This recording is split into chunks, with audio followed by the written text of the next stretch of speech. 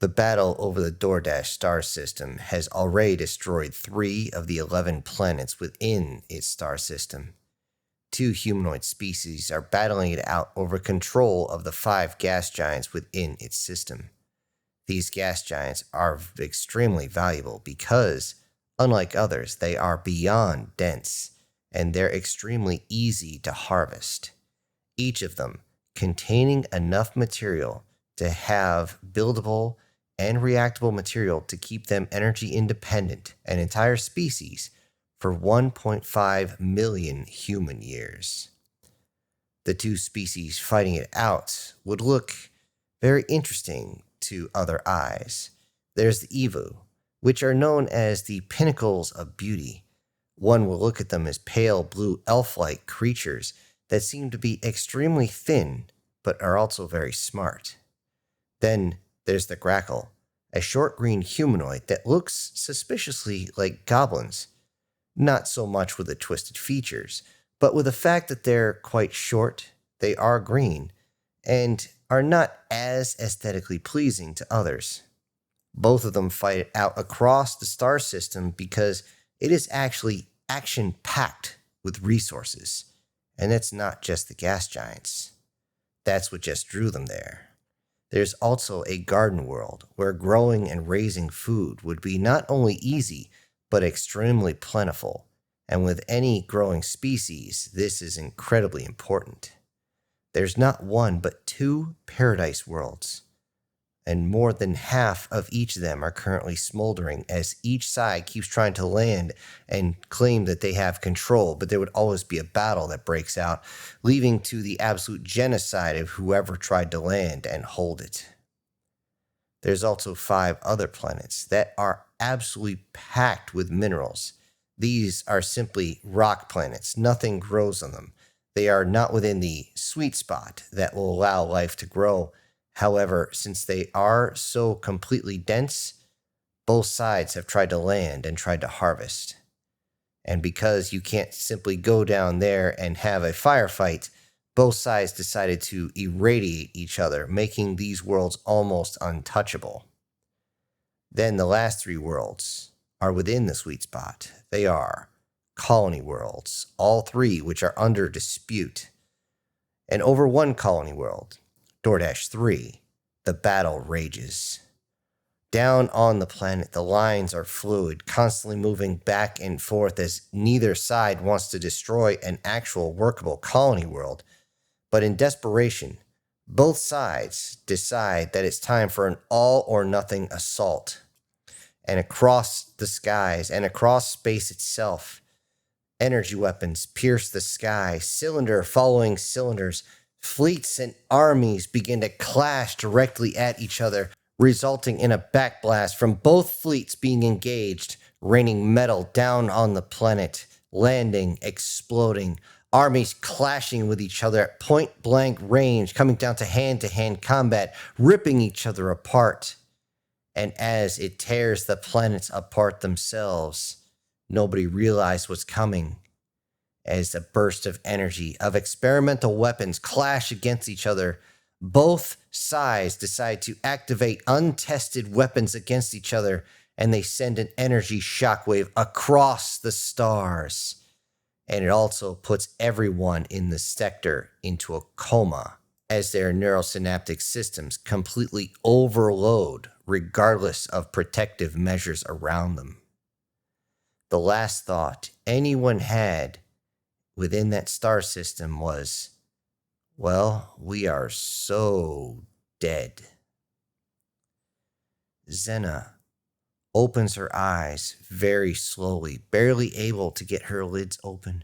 She feels herself sliding down with some sort of liquid around her. Hands are all over her. Strange digits seem to run all over her body. She can hear, but she can't move. There's words she cannot understand, but they're obviously speaking. She can hardly push her green eyelids apart, and all she can think is when she looks up, what is happening, and who or what are these things all over me? I can't see their faces. They're in some sort of protective equipment, but what is going on? In her peripheral vision, she looks over ever so slightly, and she sees down the massive hallway into every single one of these areas. She can't make out exactly what's going on, and she can barely even move her eyes at this point, but she can see green and blue skin all the way down, and she can't understand it. Nimble digits move to clean off her body as she slips in and out of consciousness. Inesh feels herself slide out as well, the bright lights above her making her see the blue of her eyelids as they go through. She can't turn her head, she can't even turn her eyes barely, but she does hear words through her pointed ears, and of course, the sounds of machines. She can feel digits moving around her body. She feels her dual hearts stop beating for a moment, but then they stay stopped. That's before she hears whatever's being spoken say something very loud, and she can feel something cold being pressed against her. Then the jolt into her body almost makes her elevate above the structure she is on, landing down with a thump. It is extremely painful, but that tells her she's alive, and now in a hell of a lot of pain. But at least she can feel her heart's beating again. Both of them slowly awaken in a room full of their own. This room is massive. Beds are separated just enough for someone to walk in between, and these beds they're on are surprisingly soft and seemingly too large for either of them. As everybody begins to gain their composure, to gain their ability to move, they slowly look around. Aside from the white sheets and the extremely sterile walls, there's a mix of green and blue. Some are only slightly awake, while others are trying desperately to sit up to move around, but none can make sense of what's happening, and none of them have the strength to speak at this point. Yet some obviously want to know what's going on, as they have fear or rage in their eyes, but they just can't move. Even though filled with hate for each other, they're all confused. They look at each other and they just have this look of what is going on. As they do, strange large beings move around. They arrive and they disappear. They talk in a strange language. You can't see much except the eyes themselves. Binocular vision, just like them. But it's odd. Different color eyes. Different shades of skin. And they talk in the most absurd of languages. No one can figure out what is going on, but they can tell one thing. Not from the words, but from their actions. That these things, whatever they might be, are healers.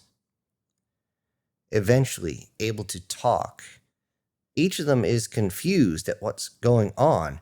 There's no point in attempting to fight right now, that even though they can talk and eventually be able to sit up a little bit, it's like their entire body is starting off from being born again or something like that, as their muscles don't want to actually respond to what their brain is telling them. Next to each other, Anish and Xena converse a little bit. They try to figure out what's going on. Once they're able to sit up, though unable to walk, they tell how grateful they are to this strange species. And yet, as this species actually comes around, checking on them, they notice something. They both agree that the eyes of this species look tired. All of them eventually are taken in carts, long carts, where they're simply picked up out of their beds and placed down. A few of them, hesitating, trying to guard themselves but don't really have the strength to fight back, are simply placed in the carts and brought into a very strange building. A very large building with seats lined up. It seems as though these strange creatures had created an entire building of their own design, and yet incredibly basic. It seems though it was some sort of viewing area, as they were all actually lifted up out of their seats by these creatures that seem incredibly strong, but it seems though they're trying to be incredibly soft as well. These creatures that could pick up 2, 3, sometimes 4 of them at a time. Didn't matter which species. They simply brought them along. A few times, you would simply hear a little slap, as though one of these creatures just happened to grab the wrong area, but not realize they did. With everyone there, they finally could hear something. They looked and they saw a holographic image show in front of them, and they could hear the voice over a speaker. They heard it in their own language. Welcome. I am Admiral Radis of the 4th Human Expeditionary Fleet. I am here to brief you on what has happened. Your species, in an attempt to use total war, have nearly exterminated yourselves. Each weapon you aimed at each other, at your entire fleets, is based on a neuroionic energy. When they were both fired at each other, the resulting mixture of these energies caused a blip and an actual backlash, an explosion, a catalyst, and the entire area was affected. And what happened is it overloaded your central nervous systems. The result was either death or you slipped into a coma. Our ships were affected as well. We, known as humans, believed that we were under some sort of attack, as it did affect our personnel. It did not put us in comas. However, it had other effects that were very unpleasant. When we arrived, it did not take long to figure out what had happened.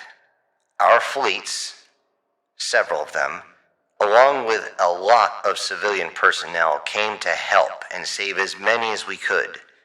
We, unfortunately, could not save everyone. Yet across this planet, there are dozens of groups, just like the ones next to you, that are hearing these words at this moment. This is assuredly wonderful news for you.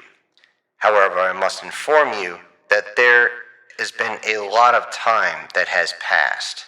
Based on the 3rd planet of this system's orbit, it has been 13 orbits since our arrival, meaning that it's been approximately 17 orbits as of the date of your incident that puts you in this condition. Within that time, humanity as a whole has brought your old dead worlds back. With that, holographic images came up, along with other closer-in shots to show the planets that had been destroyed, which were now thriving. Many of them completely teeming with life and species believed to be extinct due to the war, the combat taking them out because of the massive battles that was there. These planets are jewels, to be sure, though humanity has no interest in this sector at this time. It does border ours, however. To that end, humans will remain to halt all hostilities until a peaceful agreement has been reached. If one cannot be reached, humanity will take this star system for ourselves. You have now been given a chance to correct your past mistakes. You have a chance to make the same mistakes for sure, or you can learn from them. I have spoken. It took another 3 full human years before an agreement was reached. And now, in this moment, 11 years later, Xena and Inesh stand on the observation deck of their building, their children playing nearby as they look across the paradise world they now live on as the very last of the human terraforming ships lifts off and takes off into the darkness of the void. In that moment, they both speak. They can't help but say the same thing but in different languages, their own languages, a phrase now that came in because many believed that humanity was extremely dangerous, that they only took life.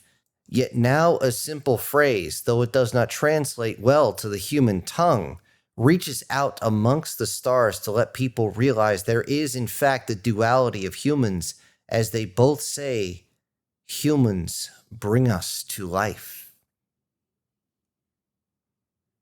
Hello everybody, this is Syntax. Thank you for joining me today on this quick one-off story. Now before I go, I need to say that today's winner is Brian Kemp, with Douglas Scarborough and Guardian Sage coming in a really close second. And I also just sent out some ginormous thank yous to the supporters of this channel, and they are Prozac and Pancakes, Brian Kemp, Guardian Sage, SS Demon, MTF Guard, Erica Gem, Steve Uwig, and Joseph Blosh. Thank you all so much for supporting the channel. Everybody else, I'll see you on the next one. This is Syntax, punching out.